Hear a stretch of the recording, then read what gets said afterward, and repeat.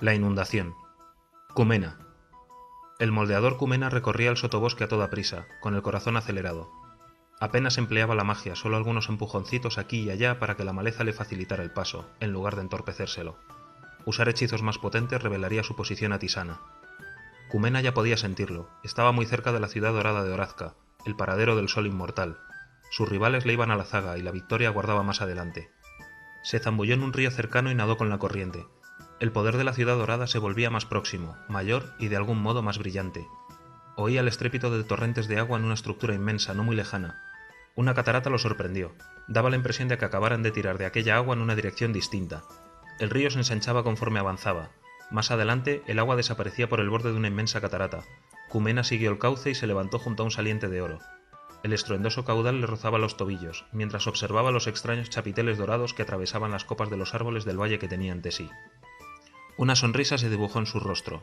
Al fin, sobre una plataforma de roca que abarcaba un estrecho barranco semicircular, numerosos chapiteles dorados emergían entre la jungla. Cumena recorrió el borde del desfiladero. El agua se precipitaba cañón abajo para luego alejarse por un río subterráneo. ¿Hasta dónde se extenderá este canal oculto?, se preguntó. ¿Es posible que sea aún mayor que el gran río? Cumena pensó en las fuerzas que yacían bajo la superficie de Ixalan. La propia Horazca era inmensa, pero no dejaba de perderla de vista. Él, un moldeador, la encarnación de su río homónimo, Cumena se asombró ante la magia innata de aquel lugar y su capacidad para haber permanecido oculto durante tanto tiempo. Se abrió camino por el perímetro hasta que por fin llegó a la entrada, una gran escalinata con una imponente arcada en la cima. El pulso se le aceleró y le temblaron las aletas. ¿Quién más habría subido por aquella escalinata en los siglos recientes?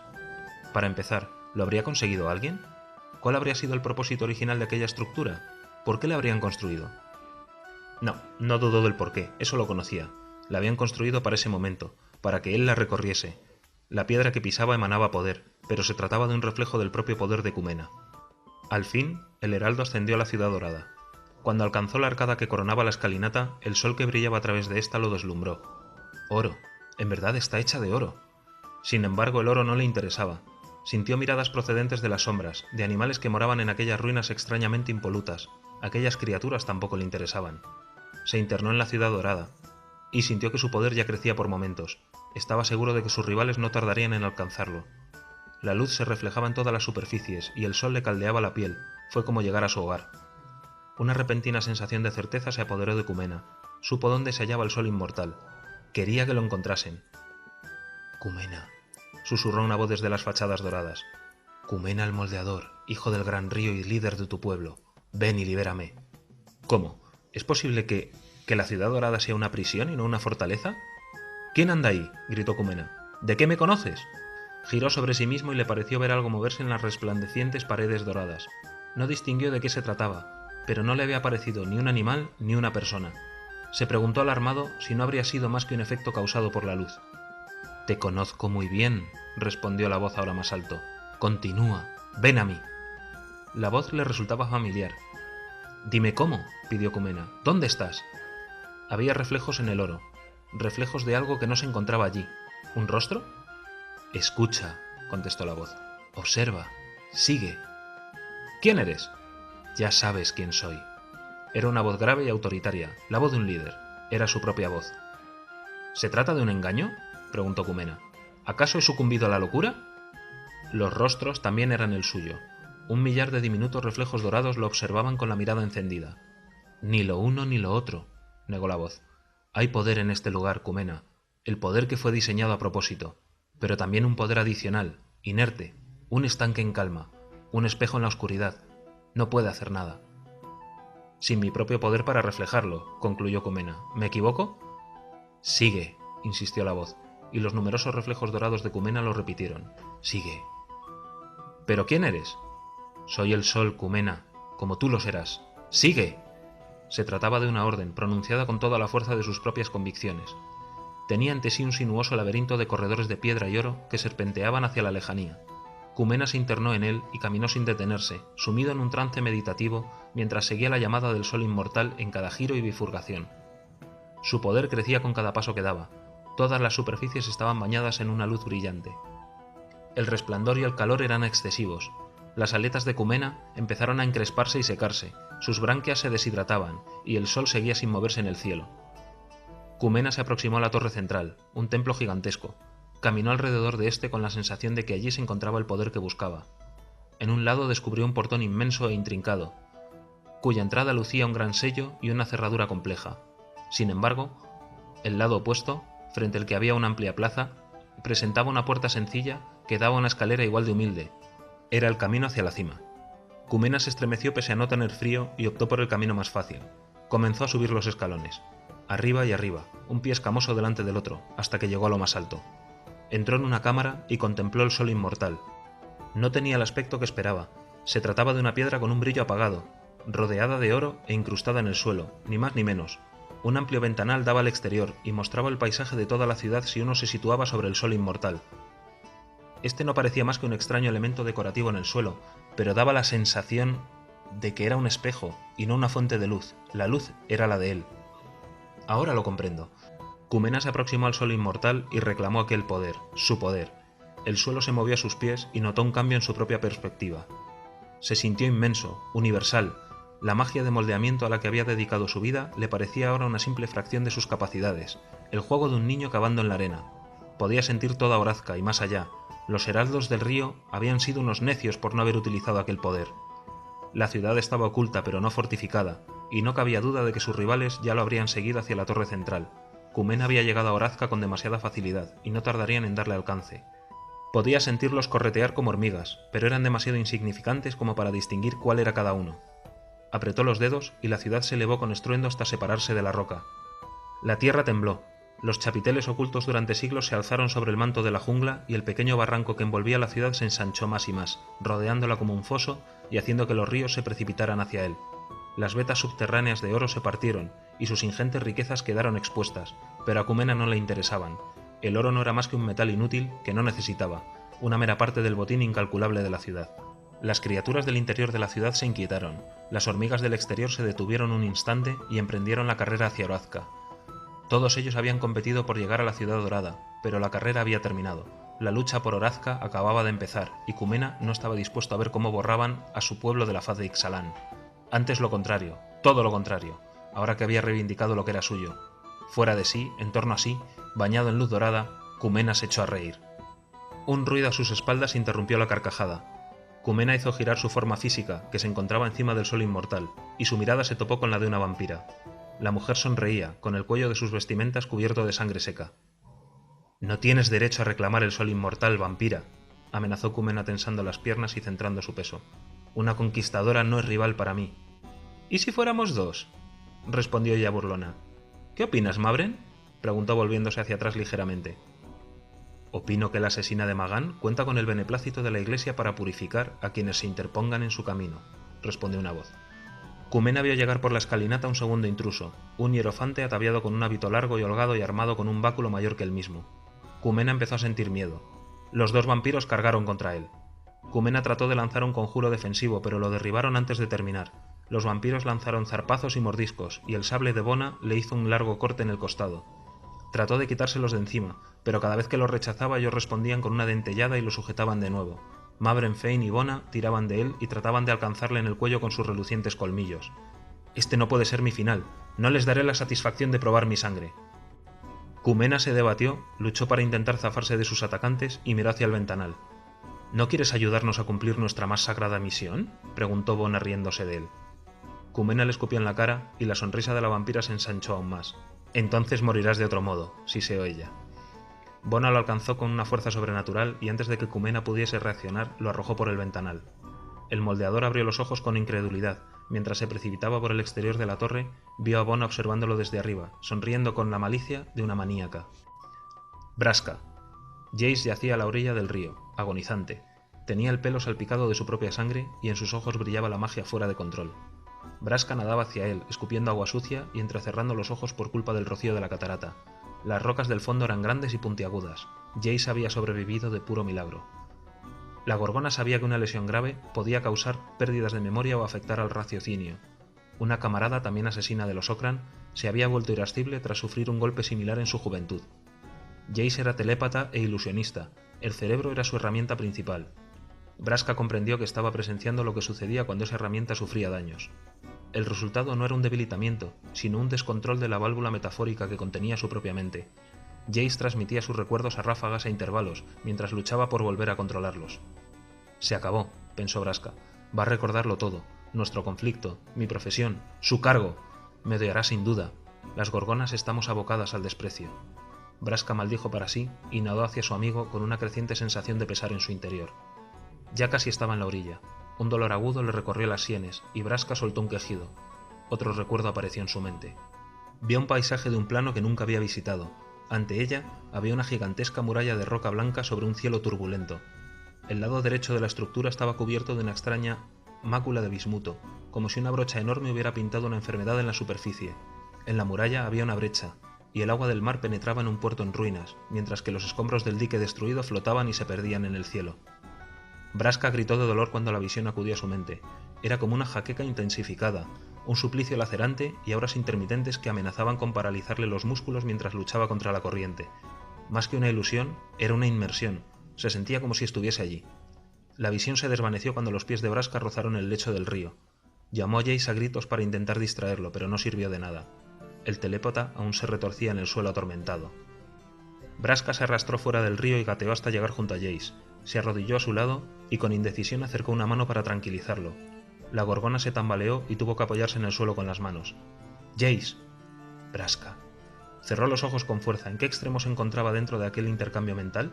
No estaba del todo segura. La confusión era tremenda.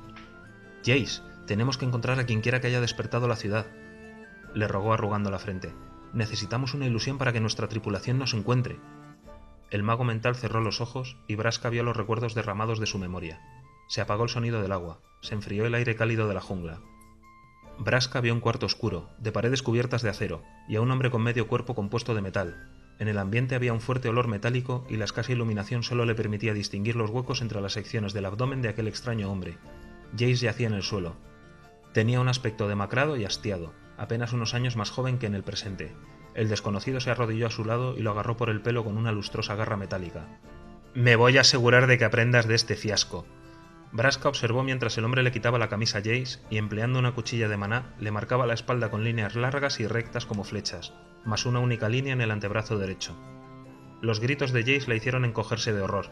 Sintió un nudo en la garganta y su corazón le pareció un pajarito encerrado en una jaula. Sabía lo que era sufrir una tortura. Una horrible sensación de culpa se apoderó de ella. ¿Cómo había podido pasar por alto aquel dolor compartido? La empatía le atenazó el pecho y Braska dejó escapar un suspiro tembloroso. Ver a Jace y la cuchilla trajo a su memoria recuerdos que procuró no evocar en aquel momento, cuando sus mentes estaban mezcladas. El auténtico Jace soltó un grito ahogado, y la percepción de Braska regresó a Ixalan, a la soleada orilla del río. Su amigo se retorcía de dolor y se agarraba a los cabellos ensangrentados. Braska no sabía qué hacer, quería calmarlo pero ignoraba cómo, así que probó hablarle para ayudarlo a recuperar el control. «Es un recuerdo, Jace, no está sucediendo ahora, estás a salvo». Braska vio unas luces brillantes y volvió a sentir un dolor intenso en la cabeza. Ahora sabía que se trataba del preámbulo de otra inmersión sensorial, de modo que se preparó para encajar el influjo. Se tambaleó cuando una nueva ilusión se adueñó de sus sentidos.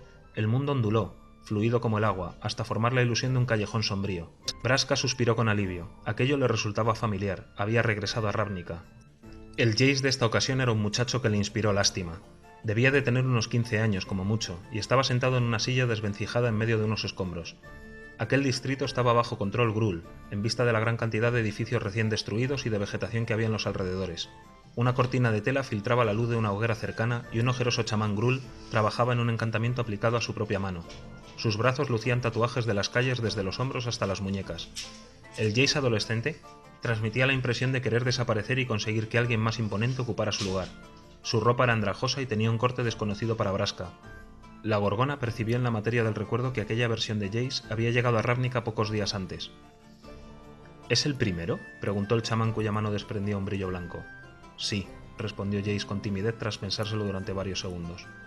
Braska no pudo contener una sonrisa al observar el recuerdo. Jace era el joven más esmirriado que había visto jamás. Normal que quisiese un tatuaje del que poder presumir. Le pareció de lo más encantador. La gorgona recordó sus propios años de juventud como granujilla callejera y sonrió al pensar en lo bien que Jace y ella se habrían llevado en la adolescencia. «Habríamos puesto la ciudad patas arriba», pensó con ánimo travieso, el terror de las librerías. «Entonces toma un trago», aconsejó el chamán del recuerdo, y señaló un frasco al joven Jace ilusorio. Esto te va a doler más que una comedia ragdos. Braska soltó una risita con el símil mientras Jace hacía caso al tatuador. El brebaje le hizo poner una mueca y Braska lo entendió, pero pronto mostró un aire decidido. El chamán se acercó al joven y trazó una línea con el dedo en la mejilla de Jace, dejando un brillante tatuaje blanco a su paso. Continuó con el mentón y un brazo, y Braska contempló cómo el chamán pintaba con esmero un semblante más valiente en el rostro del muchacho. Entonces reparó en el dibujo que el chamán utilizaba como referencia. El papel contenía una serie de símbolos esbozados a toda prisa, los mismos que Jace llevaría en su futuro atuendo.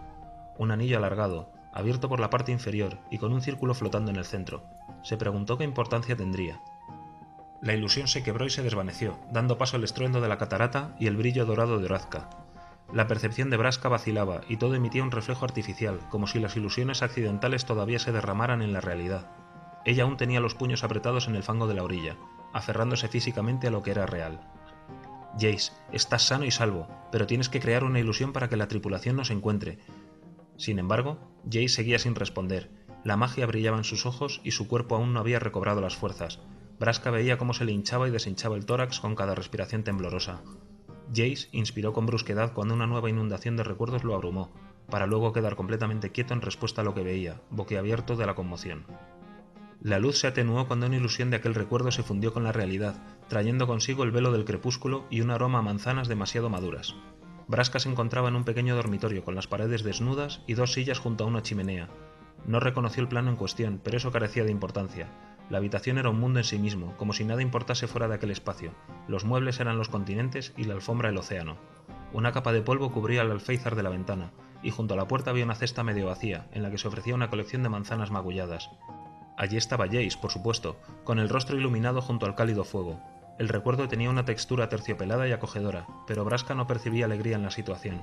Delante de Jace, también cerca del fuego, había una mujer con un vestido violeta. El lenguaje corporal de la desconocida no transmitía más que hastío, pero Jace estaba inclinado hacia ella totalmente cautivado. Braska se sintió muy incómoda. Aquel momento era íntimo, ella no debería verlo. «No quiero jugar al ajedrez nunca más», comentó Jace masajeándose las sienes. La mujer lo miró con gran desinterés. «Es un juego tedioso», opinó ella aburrida. La capa de Jace colgaba de un perchero y sus zapatos estaban secándose junto al fuego. Braska sabía que no debería mirar, pero tampoco podía marcharse. «¿Lo que dijiste, ministrada, acerca de mi muerte?» La voz de Jace sonaba insegura, vacilante. De manera inconsciente y continua se golpeteaba un muslo con el índice izquierdo. La mujer tenía medio rostro cubierto tras la melena. Su pintalabios ya estaba descolorido y los ojos revelaban una indiferencia que rogó Braska aquella versión de Jace sabría advertir. «¿Recuerdas aquella conversación?», preguntó la mujer. «Lo difícil sería olvidarla», contestó Jace. «Tú no hablas de emociones a menos que sea importante». «Bueno, ¿lo dijiste en serio?» «¿El qué?» «¿Te sentirías triste cuando muera?», preguntó el cauto. Jace observaba con atención a la mujer de violeta. Se le notaba expectante. Aquella extraña pregunta hizo que a Braska se le revolviera el estómago. Jace la había formulado como si estuviera inseguro, pese a que la situación insinuaba que aquella mujer y él eran algo más que simples conocidos. «Eso espero», respondió ella mirando a Jace a los ojos con los párpados entrecerrados y las rodillas descansando hacia un lado. «Una verdad a medias, un hueso para el perro. Lo que teníamos, llámalo como quieras, se merece al menos eso». Braska se quedó boquiabierta. ¿Eso es todo? Ese cruel rechazo a una petición sincera de afecto le dijo todo lo que necesitaba saber acerca de aquella mujer. El cabello de Braska se hizo un nudo por culpa de la incomodidad, pero no podía apartar la mirada de aquel desdichado Jace, de la mujer, ni del desagradable cuartucho. «Creo que es lo más bonito que me has dicho nunca», contestó Jace. La mujer de violeta se rió, como si se tratara de un chiste, como si él no le hubiera planteado la pregunta con un desesperado ruego de aprobación escrito en la cara. Braska se sintió como una intrusa. No tendría que haber presenciado aquella escena doméstica de profundo desequilibrio. «Deberías irte. Los otros se darán cuenta si no vuelves a casa», dijo la mujer. «Acaba de anochecer», respondió Jace encogiéndose de hombros. «Aún tengo tiempo». «Ajá». La mujer echó un vistazo a Jace. Era obvio que sopesaba una decisión. Entonces se levantó y se dirigió hacia un tocador. Braska se apartó y la vio abrir un cajón, sacar una botella y 2 copas, y regresar junto a la chimenea, donde retiró el corcho con un movimiento hábil. «¿Por quién deberíamos brindar?», preguntó. «Si quieres que alguien se marche, no le sirves una copa», pensó Braska con un nudo en el estómago. «Por Emrakul», sugirió Jace con una sonrisa, «por hacernos el trabajo». La mujer alzó su copa medio llena y brindaron. Ambos apuraron sus respectivas copas. La desconocida volvió a llenarlas hasta arriba. Bebieron en silencio. El fuego crepitaba en el hogar. Braska no podía quitarle los ojos de encima a ella. Para odiar el ajedrez, observaba a Jace con la mirada escudriñadora de una maestra. Finalmente, la mujer de Violeta decidió cuál sería su jugada y disimuló su análisis con un apático sorbo a su copa. ¿Has visto a alguien desde entonces? Braska sintió la carga implícita de aquel entonces, el significado, el conocimiento compartido. ¿Te llevabas bien con la Pueblo Lunar?, añadió adrede. Peón a E4. El juego oculto tras la afirmación hizo que Braska deseara salir de allí a toda costa. Jace dio vueltas al caldo de la copa y su conducta cambió de pronto. Levantó la vista hacia su interlocutora. Está casada. No me digas, replicó ella superficialmente satisfecha con el descubrimiento. Entendía a la perfección lo agresiva que había sido su apertura. Caballo a F3. Es una erudita, confirmó Jace. De moral ambigua, casada, y aunque no lo estuviera, no es lo que busco. La mujer de Violeta lo vigilaba con atención. ¿Y qué es lo que buscas?, preguntó. Te manipula para que te quedes, quiso gritar Braska. Eres listo, sabes que no comparte lo que sientes, no caigas en la trampa. Jace se reclinó en la silla y miró a la mujer por encima de la copa. Su respuesta revoloteó con una turbación y una carencia de lógica impropias en él. Esto no está tan mal.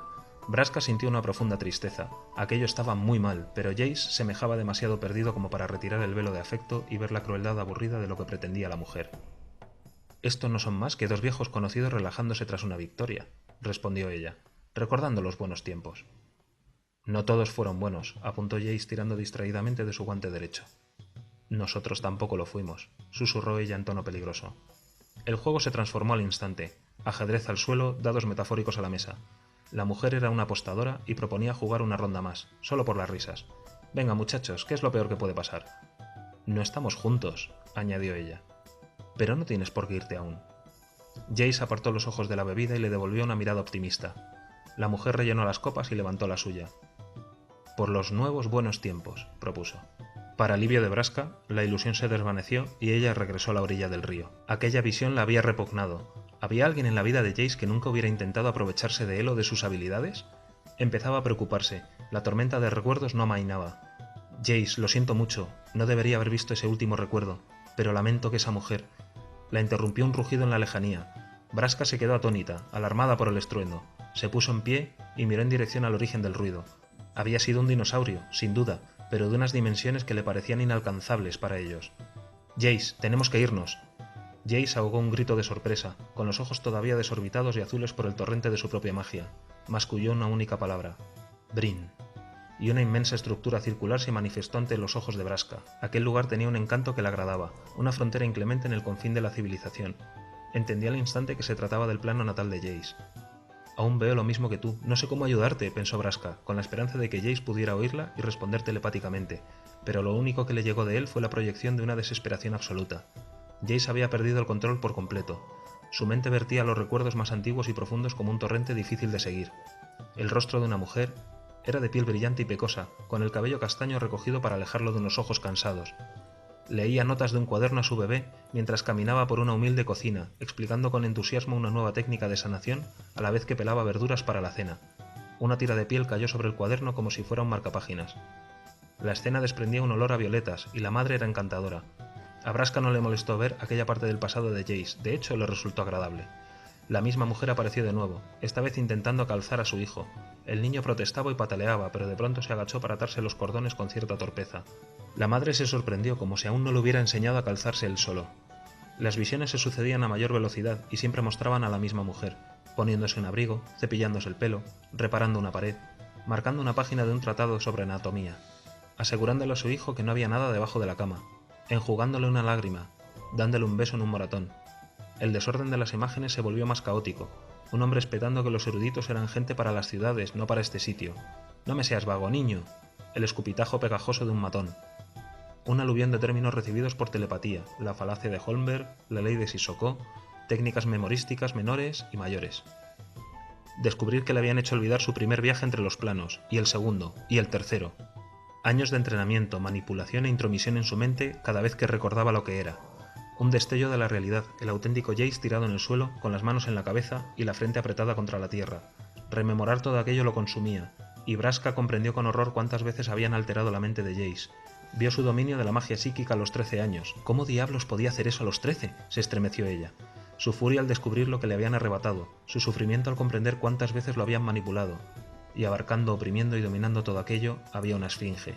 El mundo se elevó con violencia y se convirtió en una plataforma exterior durante el anochecer. La percepción de Braska cambió con una sacudida y presenció el recuerdo desde los ojos de Jace. Los mismos anillos inmensos de antes se encontraban por todo el horizonte. El cielo se había tornado de un gris furioso. Las gotas de lluvia caían como piedras, y la esfinge Aljamarret se había agachado para atacar. Braska sintió las magulladuras de Jace bajo la ropa, el sudor que le abrasaba la nuca a pesar del frío cortante. Notó la antigua ira que bullía en el pecho de Jace. Vio cómo aquel mentor lo había traicionado, manipulado y convertido en una herramienta, en lugar de instruirlo como un discípulo. Braska se perdió en el recuerdo. Su boca articuló las palabras de un adolescente con una voz masculina, joven y que había sobrepasado su punto de ruptura. «¡Ayúdame a encontrar mis límites! ¡Arráncame la información!». La esfinge se incorporó sobre los cuartos traseros y Braska se sintió como si se hubieran zambullido el uno en la mente del otro. Aljamarret pareció quedar paralizado y su mente se tornó accesible como una biblioteca. En las profundidades de su cerebro había una construcción etérea de estructura compleja, un pozo casi infinito, recubierto de mármol. Braska se sintió fascinada por lo extraño que resultaba emplear una magia tan distinta de la suya. El Jace del pasado y ella percibieron que el extraño mármol de la mente de Aljamarret se disponía a atacar. En una fracción de segundo, un momento de instinto, Jace proyectó su propia mente a la defensiva. Su poder salió disparado como un puño, como un martillo, y luego se multiplicó formando un ariete que dirigó toda su potencia contra la frágil mente de la esfinge, y la quebró. Aquel asalto contra la mente de Aljamarret fue más devastador que una explosión, más destructivo que un terremoto, y más funesto que el impacto de un meteorito. El pozo de mármol antiguo se desplomó con una implosión catastrófica que aturdía los sentidos. Sin embargo, Jace había golpeado con demasiada ansia, demasiada potencia, y sus propios recuerdos se habían fragmentado al llevar a cabo la demolición psíquica. Un largo gemido monótono arrojó a Jace y Braska fuera de la mente de la esfinge, y los devolvió a la plataforma bajo la lluvia torrencial. El enorme cuerpo de la esfinge yacía en el suelo, con los ojos desorbitados por la confusión. Aljamarret intentaba atraer y expulsar aire con las zarpas, y entonces comenzó a gritar.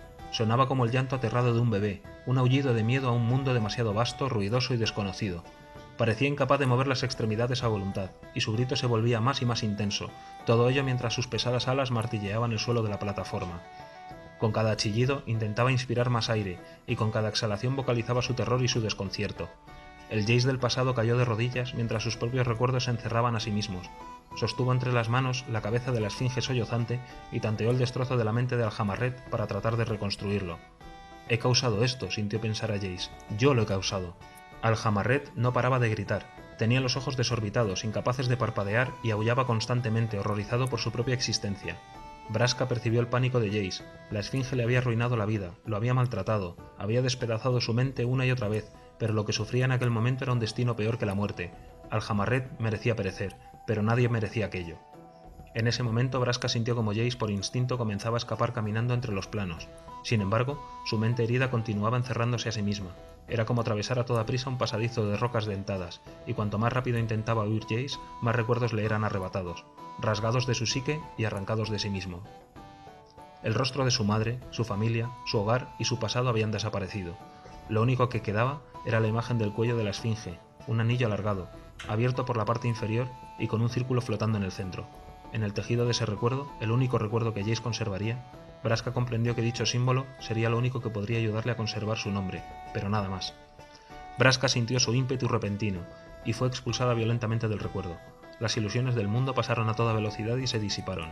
Igual de rápido que la habían absorbido, regresó a las rocas y el fango próximos a la catarata. Se encontraba de pie, a la luz del sol y bajo los chapiteles de Orazca. El Jace actual, el Jace que conocía, ilusionista, pirata y compañero, sollozaba en la orilla, perdido en el dolor. Braska corrió a arrodillarse junto a él y lo estrechó entre sus brazos. El joven se deshizo en lágrimas por toda una vida. Braska lo abrazó con fuerza y acomodó entre su cuello la cabeza de Jace.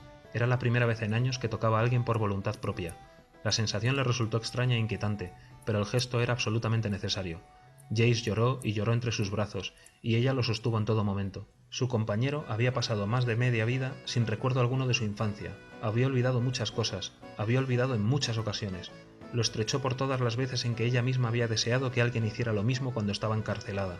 Lo abrazó por todas las veces en que ella había pedido ayuda y le habían respondido con golpes. Braska había pasado gran parte de su vida sola y encerrada. Le resultaba imposible negar consuelo a alguien que había sufrido un dolor tan inmenso, al igual que ella. Levantó la mirada y vio una ilusión de sí misma. El fango de la orilla dio paso a la brisa fresca del mar de las tormentas. La gorgona se había convertido en toda una capitana, y aquella brasca entonaba una canción golgaria a pleno pulmón, mientras la tripulación ponía en orden el navío. En aquel recuerdo, todo era alegre y de colores pastel, y Brasca sintió como el Jace del pasado intentaba cantar a coro. Brasca sonrió, pues también recordaba aquel momento. Se acordaba de la sorpresa que se llevó al descubrir que Jace podía seguir también la melodía. La Brasca ilusoria se transformó y las esperanzas de la auténtica se esfumaron. El recuerdo de Brasca se volvió más cruel, desagradable, peligroso y furioso. Sus cabellos fustigaban el aire y sus ropajes parecían hechos de sombras. La suciedad de Ravnica los rodeaba, y Brasca se vio a sí misma a través de los ojos de Jace. Aquel había sido su primer encuentro. La Brasca del pasado señalaba a Jace, pero a Brasca le pareció que su antiguo yo apuntaba hacia ella exigiendo una alianza, o de lo contrario respondería con violencia. Brasca percibió el miedo, la turbación y la furia de Jace. No entendía qué le había pedido ella ni el porqué de sus actos. Al ignorar todo esto, en el momento de conocerla, no vio más que a una asesina, una bestia. Brasca se sintió repugnada. Odiaba verse a sí misma de aquella forma, como el monstruo que veía el resto del mundo. La gorgona que tenía ante sí estaba dispuesta a matar, y Brasca se avergonzó al verse retratada con semejante malevolencia. No había nada que hacer. Jace estaba recordándolo todo, y una vez que lo asimilase, solamente la vería como un monstruo, por muy maravillosos que hubieran sido los últimos meses. El recuerdo se esfumó y regresaron a la orilla del río. Brasca soltó a Jace y se apartó. Las lágrimas incontenibles de él fueron a menos y la fatiga se asentó. Se desvanecieron las ilusiones y se atenuó el brillo de la magia. Jace separó las manos de la cabeza y observó la mezcla de sangre y fango que las cubría. Brasca quería estrecharlo hasta que volviera completamente en sí. También quería marcharse al rincón más lejano del multiverso. Quería abrazarlo y desaparecer a partes iguales, pero se quedó paralizada intentando decidir cuál era la mejor opción. Jace levantó la mirada hacia ella, con los ojos completamente rojos de dolor. «Lo has visto todo», comentó Jace con un tono carente de emociones. «He visto lo que no has podido contener». Brasca se sentía fatal. «Eres una asesina», afirmó él cuando los recuerdos se afianzaron. Apartó la mirada avergonzado. «Y una amiga», respondió ella con sencillez, triste. Jace parecía desorientado. Tal vez hubiera encontrado la manera de impedir que sus recuerdos continuaran derramándose, pero se notaba que tenía un conflicto interno. Su voz aún sonaba hueca. «Emara, Nisa, tengo tan pocos amigos». Brasca sintió como se le encogía el corazón. No supo qué decir. Jace cerró los ojos e hizo un gesto de dolor. Había recuperado el control. Había devuelto la válvula a su sitio y parecía decidido a no mostrar más emociones, o simplemente estaba agotado de llorar. Brasca intuía que se trataba de eso último. Jace tenía aspecto de haber corrido una maratón. Decidió que lo mejor era esperarlo. Se quitó la gabardina y la escurrió. Comprobó si tenía magulladuras o esguinces, y luego se volvió hacia la escalinata que conducía a la ciudad en las alturas. Entretanto, Jace intentó tranquilizarse. Suspiró en varias ocasiones con el peso de los recuerdos, pero parecía que lo peor ya había pasado. «No lo he recuperado todo», dijo moviendo la cabeza con cuidado. «Hay algunos huecos. No recuerdo cómo perdí la memoria, ni cómo vine a parar aquí». «Es mejor que no te rasques las costras», recomendó Brasca en voz baja, y se dio cuenta demasiado tarde de lo estúpido e inútil que había sonado el consejo. ¿Qué podía decirle a alguien que acababa de recobrar tantos recuerdos duros? Se sentó a bastantes pasos de Jace. El sol era cálido y notó que ya empezaba a secar la humedad de la ropa empapada en el río. Miró los tatuajes de Jace y reconoció lo que eran en realidad: el collar de Aljamarred, el símbolo al que Jace había unido su nombre. Incluso de adolescente había sido lo bastante astuto como para grabárselo en la piel, de modo que nunca lo olvidara. «Siento haber intentado matarte en Ravnica», confesó Brasca. «Te habría escuchado si me hubieras explicado tus razones». Jace soltó un quejido y cerró los ojos. Tembló por culpa de otra punzada de dolor y se estremeció inquieto. «Mataste a gente para llamar mi atención». Eran un asesina, un profanador y un traficante de inocentes, todos con nombres parecidos a varios planos. Se encogió de hombros y negó con la cabeza. «No lamento haberlos matado, pero sí haber pensado que era la única forma de conseguir que me escuchases». «Te perdono que intentaras matarme», dijo Jace con calma y sinceridad. «Hiciste lo que considerabas correcto para tu gente». Ninguno de los dos supo qué más añadir. Brasca se levantó y comenzó a caminar junto a la orilla. Por primera vez se fijó atentamente en la ciudad de Orazca, visible desde hacía poco. Los muros y chapiteles dorados resplandecientes a la luz del sol se elevaban incluso por encima de los árboles más altos de la jungla. Brasca distinguió grabados de grandes hombres y mujeres en las fachadas. En el centro de la ciudad había una torre que empequeñecía todo lo demás. Extrajo el astrolabio y, por supuesto, la luz del artefacto trazó una línea recta hacia la torre. Desde su posición se veía una gran escalinata que ascendía desde el otro extremo del nuevo río hasta una arcada que conduciría al corazón de la ciudad. Volvió a fijarse en Jace. Estaba muy quieto, con los ojos perdidos en la distancia. Parecía que lo hubieran atornillado a la orilla del río, como si fuese tan pesado que ni el más intenso de los vendavales podría separarlo de su aflicción. Braska no pudo hacer otra cosa que observarlo. Había pasado de niño prodigio a espía y a víctima, para luego haberlo perdido todo por la fuerza, tanto en su mente como en su corazón. Extraviado y asustado, había recurrido a gente que abusaba de los extraviados y los asustados, lo habían torturado, ignorado y manipulado, pero a pesar de todo estaba intacto, había sobrevivido. Era extraordinario. Nunca he conocido una versión de mí que tenga los recuerdos en perfecto estado, afirmó Jace, rompiendo el silencio con sinceridad cansada. Muchos me han manipulado para causar daño a una gran cantidad de gente. A veces lo he hecho por voluntad propia. Resultaba muy fácil. Braska sabía de primera mano lo fácil que era. Se sentó al lado de Jace. Te han hecho daño, manipulado y maltratado. Tendrías que haber muerto muchas veces, pero a pesar de todo, has hecho lo que debías y has sobrevivido. Es un milagro digno de homenaje. El semblante de Braska se tornó serio. ¿Recuerdas los últimos 3 meses? Han sido los mejores de mi vida, confirmó Jace con una pequeña sonrisa. Braska no se atrevió a pestañear por temor a romper el hechizo de sinceridad que compartían. Ese Jace es una de las mejores personas que jamás he conocido. La mirada de Jace cobró firmeza, y en sus ojos se dibujó una expresión de incredulidad. Era listo, agudo como un puñal y brillante como una fogata, pero parecía incapaz de entender que Braska le hubiera hecho un cumplido, como si ya se considerase indigno de sus elogios. El Jace que conozco me escucha como nadie lo había hecho nunca. Braska confirió toda la verdad posible a sus palabras. ¿Entiendes lo especial que es eso? Nadie había escuchado mi historia, de hecho, a nadie le importaba que tuviese una historia. Braska percibió un reflejo de tristeza en los ojos de Jace cuando movió levemente la cabeza a un lado y a otro, comprensivo con ella. Ese Jace considera que todo el mundo posee la capacidad de reinventar quién es. Ese Jace sigue dentro de ti, y creo que ese es el auténtico Jace. Ese es quien me gustaría ser, afirmó él.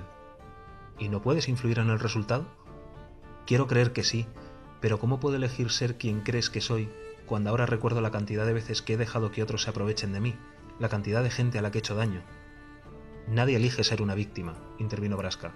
No eres débil porque se hayan aprovechado de ti. Además, la crueldad de lo que te obligaron a hacer recae sobre ellos, no sobre ti. No puedo evitar sentirme como un ingenuo. Lo sé, pero no lo eres. Jace calló por un momento y recordó algo que por fortuna no salpicó la mente de Braska. Mi madre, balbuceó Jace, que hizo una pausa para tomar aliento. Mi madre quería que me mudase a la ciudad y fuese un erudito. Braska sonrió. Sus palabras surgieron lenta y deliberadamente. Te mudaste a una ciudad inigualable, y te has convertido en un erudito inigualable. Braska fingió no darse cuenta de que Jace luchaba por contener la emoción que habían causado aquellas sencillas afirmaciones. A menudo imaginaba que mis padres me odiaban, relató Jace con los ojos cerrados. Fingir que eran crueles me ayudaba a sentirme mejor por haberlos olvidado. Así, hiciera lo que hiciese, nunca sentía que mis decisiones decepcionaban a alguien. Aquella confesión sorprendió a Braska. ¿Crees que la has decepcionado? Creo... Jace pensó bien su respuesta, entonces miró a Braska. Creo que quiero hacer que se sienta orgullosa. Jace lo dijo con tono esperanzado, casi feliz. Allí estaba el hombre sincero que podía desmontar y volver a montar un telescopio, que era capaz de camuflar un navío entero con la mente y luchar codo con codo durante un abordaje, que disfrutaba con los acertijos y la piratería. Allí estaba después de todo. Entonces, creo que sabes exactamente quién deberías ser, aseguró ella con una sonrisa. La escalinata dorada se elevaba ante ellos.